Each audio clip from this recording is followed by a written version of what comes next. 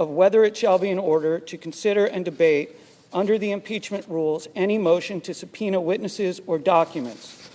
The Senate, without any intervening action, motion, or amendment, shall then decide by the yeas and nays whether it shall be in order to consider and debate under the impeachment rules any motion to subpoena witnesses or documents. Following the disposition of that question, other motions provided under the impeachment rules shall be in order.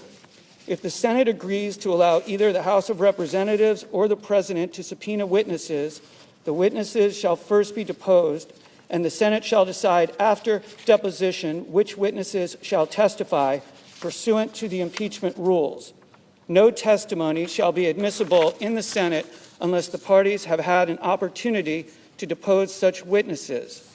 At the conclusion of deliberations by the Senate shall vote on each article of impeachment. The resolution is arguable by the parties for 2 hours equally divided. Mr. Manager Schiff, are you a proponent or opponent of this motion? Justice, the House managers are in opposition to this resolution. Thank you. Mr. Cipollone, are you a proponent or opponent of the motion? Mr. Chief Justice, we are a proponent of the motion. Then, Mr. Cipollone, your side may proceed first, and we'll be able to reserve rebuttal time if you wish.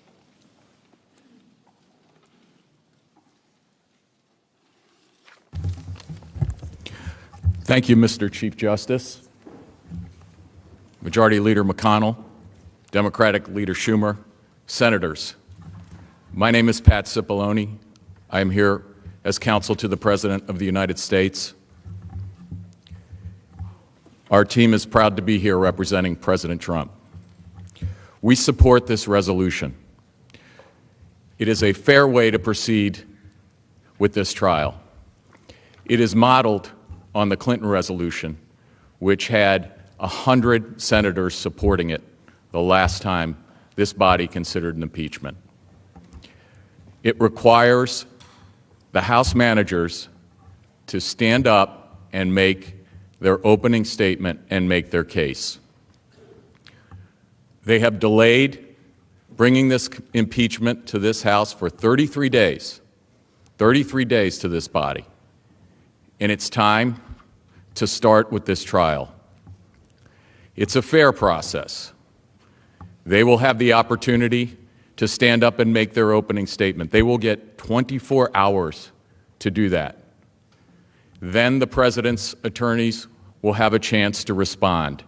After that, all of you will have 16 hours to ask whatever questions you have of either side.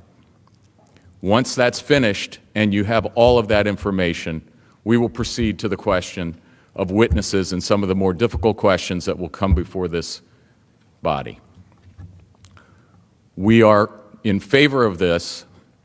We believe that once you hear those initial presentations, the only conclusion will be that the President has done absolutely nothing wrong, and that these articles of impeachment do not begin to approach the standard required by the Constitution, and in fact, they themselves will establish nothing beyond those articles. You look at those articles alone and you will determine that there is absolutely no case. So we respectfully ask you to adopt this resolution so that we can begin with this process. It is long past time to start this proceeding, and we are here today to do it. And we hope that the House managers will agree with us and begin this proceeding today. We reserve the remainder of our time for rebuttal.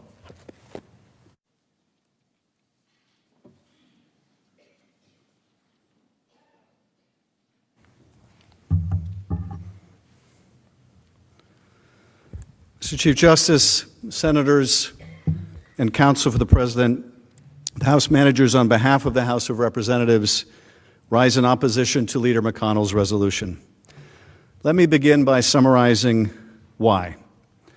Last week, we came before you to present the articles of impeachment against the President of the United States for only the third time in our history.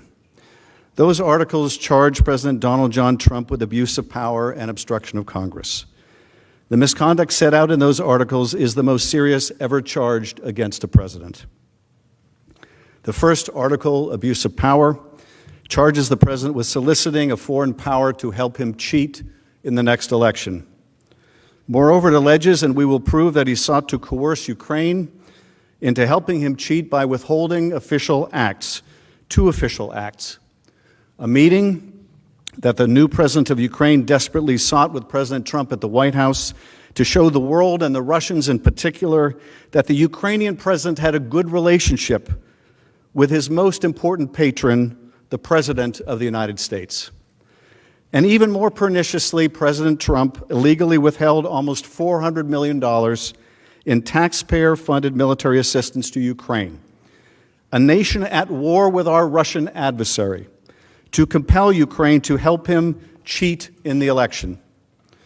Astonishingly, the president's trial brief filed yesterday contends that even if this conduct is proved, that there is nothing that the House or this Senate may do about it. It is the president's apparent belief that under Article 2 he can do anything he wants, no matter how corrupt, outfitted in gaudy legal clothing.